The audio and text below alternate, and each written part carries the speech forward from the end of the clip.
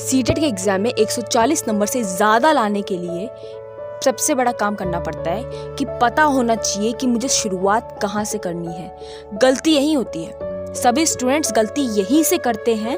उनको यही नहीं पता होता है कि शुरुआत कहाँ से करें, पहले क्या पढ़ें जिससे ज़्यादा तरीके से हम लोग का सब्जेक्ट क्लियर हो जाए, हमारे मार्क्स 130-140 प्लस आए। ये कभी मत सोचना कि मुझे 150 में से 140 प्लस लेके आने हैं। टारगेट हमेशा ऊंचा रखो। आपको अपना जो मुकाम है वो चांद तक का रखना है। अगर चांद तक का रखोगे तभी कहीं ना कहीं पहुंच पाओगे। समझ रहे मेरी बात को? तो 150 में से एक भी नंबर काटने का क्यों करते हो सवाल? क्यों करते हो? आपको 150 में से 150 की तैयारी करनी है। अगर 150 में से 150 की तैयारी करोगे और पूरी जान लगा दोगे, कोई भी कोना, कोई भी ऐसी ट्रिक, कोई भी ऐसा पॉइंट ना छूट पाए कि भाई एग्जाम में कहीं से भी नंबर कटे। ये चीज क्लियर आउट हो गई और इस तरीके से मैंने अपनी स्टडी करने की पूरी तरीके से फोकस कर लिया।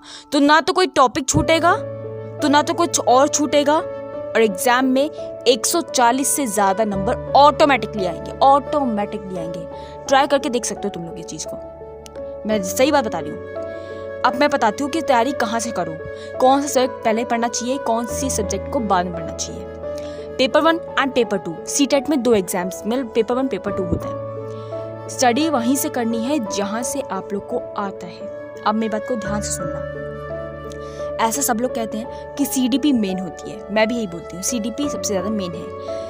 आपको सिर्फ इतनी बात को समझ लेना है, आपका पूरा का पूरा पेपर अभी क्लियर हो जाएगा। इस वीडियो को देखने के बाद पूरा क्लियर हो जाएगा। सीडीपी क्या है? सीडीपी आपकी पेडागॉजी है। इसका मतलब होता है जो आपका कि आप लोग को पता होना चाहिए कि कैसे अंडरस्टैंडिंग करवाई जाएगी, बच्चे को कैसे एक्सप्लेन करा जाएगा। इतनी सी बात समझनी है। मैं साफ तौर पे बोलूं, सिंपल सी चीज है। एक बात मुझे आप लोग बताओ, अभी जस्ट हो के आए होगे 12th क्लास में, या बहुतों को पता होगा, याद भी होगा, पुरानी बात नहीं याद होगी बचपन की, लेकिन ये बात जरूर याद होगी। 9th 10th 11th 12th में जब आप लोग को टीचर मैथ्स पढ़ाते थे तो डाउट आते थे कि नहीं आते थे? वो टीचर क्या पढ़ा रहा है यार, क्या बोल के गया, समझ में नहीं आ रहा। गलतियां देखिए टीचर की है, समझ में आई ना गलती कौन सी गलती है टीचर की? उसी तरीके से अब आगे सुने कोई बात को मेरी। टीचर एक्सप्लेन करके गया, ठीक है, आपको टीचर को लगा कि मैंने सब अच्छे से पढ़ा दिया। यही तो गलती है। आप इस एग्जाम को देने के बाद ये मिथ खत्म करो।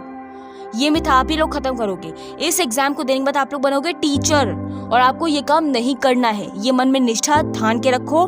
तो आपको स्टडी कैसे करानी है? जब आप लोग स्टडी कर रहे थे, जब आपका टीचर आपको पढ़ा रहा था, तो आपको क्या बातें समझ में नहीं आई थी, उसको पेन और कॉपी में आप लोग नोट करो। अब तुम लोगों में से कुछ लोग सोच रहे होंगे कि भाई ये क्या बोल रही है, समझ में नहीं आ रहा यार। डायरेक्ट सवाल में मुझे एक बात बताओ, आपको अपने टीचर बनना है ना, आप अपने आप को अभी सोचो कि आप 1 to 5th क्लास के किसी भी एक क्लास के आप स्टूडेंट हो, ठीक है। आपको टीचर पढ़ा रहा है, आपको सवाल में डाउट आ रहे हैं, आपको सवाल खुद क्रिएट करने हैं और उसी का आंसर खुद क्रिएट करने हैं। समझ में आई बात को? आप क्लास में बैठे हो, आपको टीचर मैथ के सवाल पढ़ा रहा है, अगर नहीं समझ में आता है तो छोटे बच्चों का आप देख सकते हो, एक बार को समझ सकते हो कि छोटे बच्चों के क्या सवाल होते हैं, कहाँ पे उनको समझ में नहीं आता है, कैसे समझ में नहीं आता है, क्या समझ नहीं आता है। यही तो पेडागॉजी है। रियल लाइफ एग्जाम्पल से ही आप लोग अंडरस्टैंड करते हो।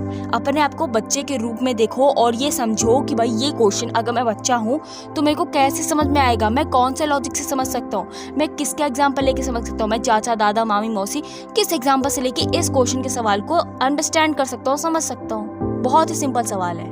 और इवन दैट एग्जाम में आप लोग को खुद पता है कि एग्जाम में पॉइंट आते हैं, तो प्रैक्टिस करनी है तो अपने प्रीवियस ईयर पेपर से करो।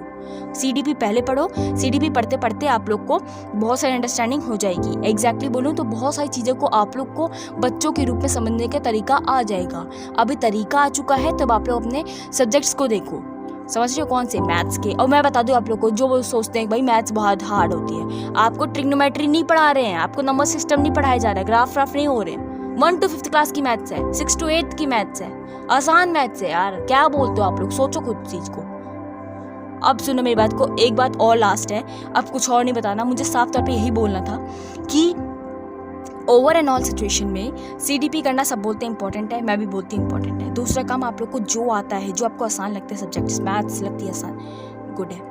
आपको इंग्लिश आसान लगती है, गुड है, ठीक है। आपको हिंदी आसान लगती है, जो भी आसान लगती है पहले उसको कंप्लीट करो, साथ साथ वो पढ़ो और साथ साथ आपको सीडीपी करना है। सीडीपी क्या है ना, आपको इससे मजे का खेल है। चलते फिरते जॉब से वापस लौट रहे हो, सुबह जा रहे हो, कुछ भी कर रहे हो, तब आप उसकी स्टडी कर सकते हो।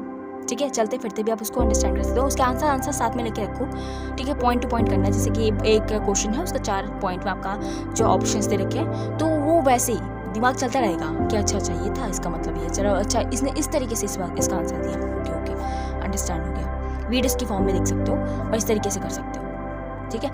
ये चलते फिरते करना है CDP को। और जो आप लोग का मैथ्स है, जो आपके इंग्लिश है, जो आपके ग्रामर्स हैं, किसमें आंसर्स कैसे दिए जाते हैं, कैसे कैसे टू द पॉइंट आंसर होता है, क्या हो सकता है, उसकी भी प्रैक्टिस साथ साथ करनी है। समझ में आई बात को मेरी? और एक और चीज़ है, नोट्स बनाने की आप लोग को आवश्यकता लगती है तो आप लोग करिए, कोई दिक्कत नहीं है। और कुछ डाउट्स होते हैं तो मुझसे कमेंट बॉक्स में कमेंट कर सकते हैं।